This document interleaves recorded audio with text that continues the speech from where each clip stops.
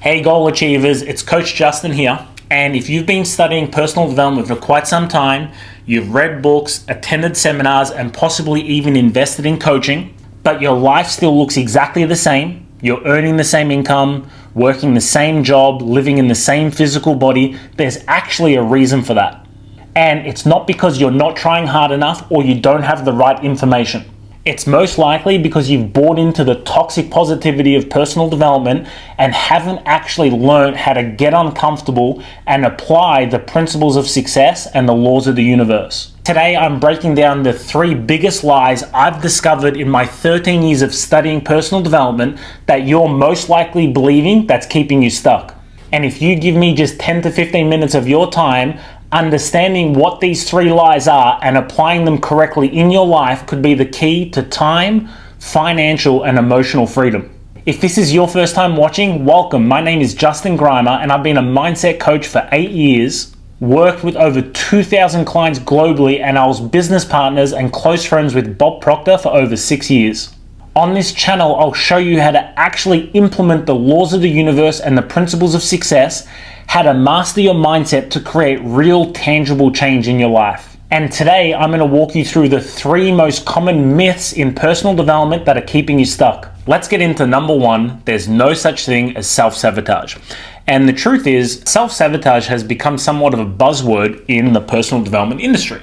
And in my opinion, it is a flawed concept and it shows a lack of awareness of the creation process. See, the idea of self-sabotage, it kind of says it in the name, but the idea is there's something inside of me working against me.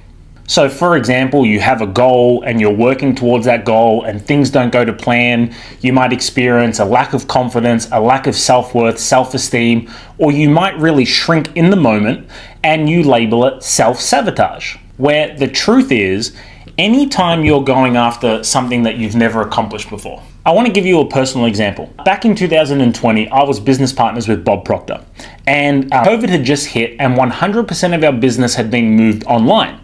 And we started doing these monthly 5-day events where we'd get, hundreds of thousands of people into the Facebook group and Bob would teach to these people online. Bob would teach in the morning, and something that we introduced was what was called a coach's corner, where in the afternoon, some of Bob's top coaches would get on a call and we would just talk about and summarize the day. Well, Bob calls me one time and he said to me, would you like to speak in the coach's corner? And I said, absolutely. I'd been coaching for 4 or 5 years at the time. I'd coached thousands of clients. I'd created the results. However, I'd never spoken in front of a large group before. I'd love to speak on the coach's corner. So we're getting onto the call. And as we're getting onto the call, I noticed myself getting a little bit nervous. And we're being prepped by the gentleman who was hosting the call. His name was Tommy. And he kind of prepped each one of us and he says, I'll introduce you one at a time. Take 10 to 15 minutes just to introduce yourself, share your experience, how long you've been working with Bob for, and what your biggest takeaway of the event was.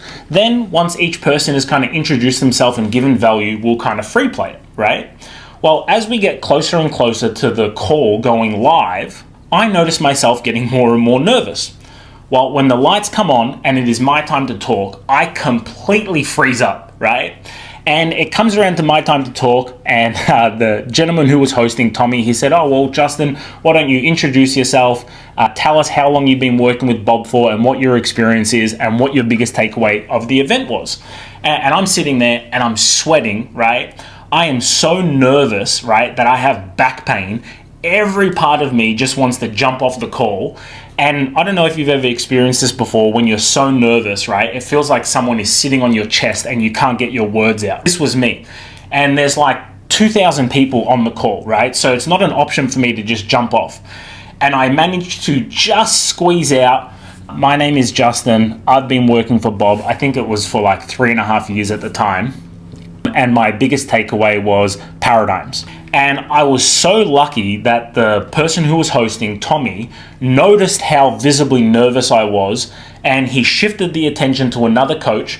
And as all the other coaches talked for the rest of the hour, I just sat there trying to look pretty, sweating in my suit. Now, it would be very easy to look at that and call that self-sabotage, because as what a lot of people try to do is they reach for their goal, they might fall short, they might get nervous, right? They might experience a lack of confidence. And the truth is, when we're going after our goal, we're giving ourselves the opportunity to tap into the best version of ourselves.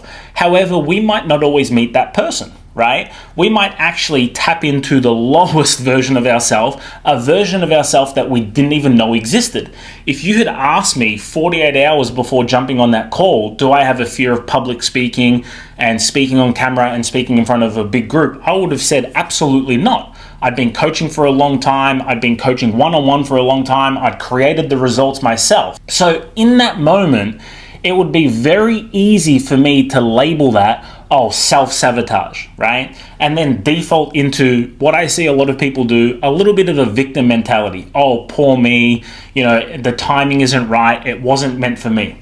However, the truth is, when we understand the creation process, and for someone, this might be your first time watching me, or you've been following me for a little while now, you'll hear me talking about understanding the creation process pretty much in every single video because it's so important.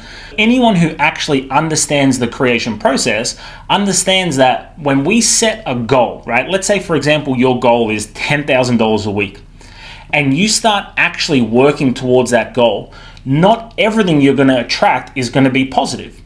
And my example of kind of freezing up on camera a little bit, that was not self-sabotage. That was the universe giving me feedback, telling me, Justin, your goal is to be a world-class coach, to speak in front of thousands of people, to share a stage with Bob Proctor, whatever your goal is. However, your self-worth, self-esteem, and self-image are not yet matched to that goal. And only when you match your self-worth, self-esteem, and self-image to your goal will you achieve it. Whenever you're going after something that you've never accomplished before, whether it be posting on social media, starting a YouTube channel, being in a sales presentation, whatever the situation may be, the lack of confidence, the nervousness, the anxiety is actually just invaluable feedback telling you your self-worth, self-esteem, and self-image are not yet matched to your goal. It is not self-sabotage. There is no such thing as self-sabotage. I'm going to repeat myself again because it's extremely important. The idea of self-sabotage is a flawed concept. The idea of self-sabotage is there's something inside of me working against me. That is not true. That is putting a mislabel often to essential steps to the creation process. See, I needed to stretch out of my comfort zone. I needed to get on camera. I needed to be nervous. Technically, I tanked. If it was, it would be the equivalent of a comedian bombing, right? I needed to do that as invaluable feedback where the universe is saying, Justin, you want X? This is what you need to work on. You need to work on whether it be fear of criticism, not caring about what people think of you, being yourself in all conditions and circumstances, wearing one hat, whatever the lesson may be, that is what you need to implement as a part of your being to live the life that you want to live. Number 2, never put a date on your goal. Now, I'm very aware when I'm saying this, I'm going against my old business partner and mentor, Bob Proctor, as well as Napoleon Hill, as well as 99.9% of coaches in the personal development industry. Here's 2 reasons why I personally never put a date on my goal. The first reason is all our goals are set in the present tense. So let's say, for example, again, your goal is $10,000 a week.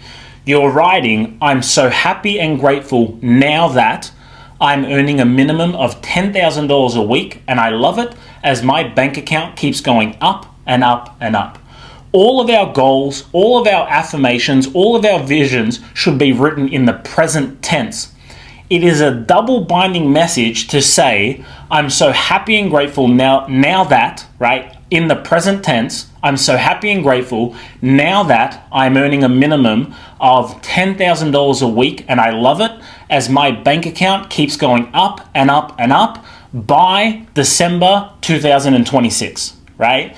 It is literally a double binding message. Do you have it now, right? Are you actually living it? Like your subconscious mind only knows the now, or is it by December of 2026, okay? Secondly, I cannot tell you how many people I've met who have put an imaginary date on their goal and then create this unnecessary mental hurry and think that they have to hit their goal by this date And then when they don't hit their goal by this date, they experience disappointment, letdown, or think to themselves, oh, my goal is never going to happen. I missed my date. Here's the truth. Who gives a fuck when your goal is accomplished? When you set a goal, you have to understand your goal is not for what you get, it's for the person you become in the process. You set the goal, you identify who do I need to become to achieve that goal, and you put 110% of your focus on the person you need to become. And you're gonna make mistakes, you're gonna fail, you're gonna try things that don't work, you're probably not going to be as good as you thought you would, so there's going to be 1,000,000,001 things to learn. There's going to be a ton of ambiguity. There's going to be a ton of uncertainty. And you can bet as sure as it's going to get dark tonight and light tomorrow morning that it's going to take longer than you think that it will, okay? Do not set yourself this imaginary, elusive date and then work to this date and then create mental hurry for that date. Who cares when your goal is achieved? Focus on the person you want to become. Become a process-driven goal achiever. Fall in love with the journey. Now, okay, I can even admit this. Everyone wants their goal to manifest as quickly as possible. But the truth is, if you're having fun, if you're growing, if you're getting 1% better every single day, who cares when it manifests? And lastly, number 3, when I hear coaches or people on social media teaching, you're exactly where you're meant to be. I'll be very direct and I'll be very honest. If you're watching this right now and you're broke, you were not born to be broke, and you're in poor relationships or possibly abusive relationships, you are not meant to be in poor relationships or abusive relationships. If you're watching this right now and you're suffering with really poor physical health, you might be overweight, that is not where you're meant to be. Where you are, and I just want to be very clear because this is very important. This doesn't mean that I don't believe that everything doesn't happen for a reason, because I do believe that everything happens for a reason, but I also do believe that they're very different concepts. Where you are right now and where I am right now and where anyone who is listening to this right now is a product of their past thinking and their past behaviors. This feel-good concept or feel-good idea of you're exactly where you're meant to be is, I see people just sitting in their suffering. I see people achieving really poor results. They're in a job that they hate. They're in relationships that they're not fulfilled in. They live in physical bodies where they don't love themselves. And they've convinced themselves, I'm exactly where I'm meant to be. Here's the truth. There are people who struggle all the way through life, from the cradle to the casket, which tells us if we don't stand up and take responsibility for where we are, if we don't stand up and take ownership for where we are, we will continue to struggle. This is extremely, extremely important. There was a time I was a carpenter. I was working 65 to 70 hours a week. I always tell people I was run down, I was stressed, I was fed up and just about ready to give up, okay?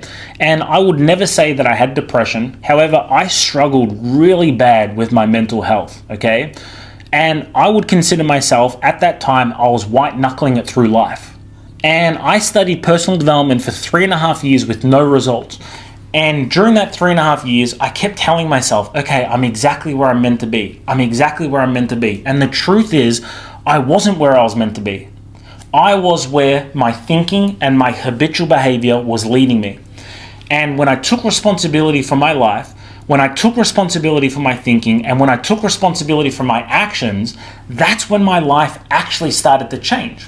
And now I can look back in hindsight and say that everything that I went through happened for a reason, and it made me into the person that I am today. I know that for 100% sure.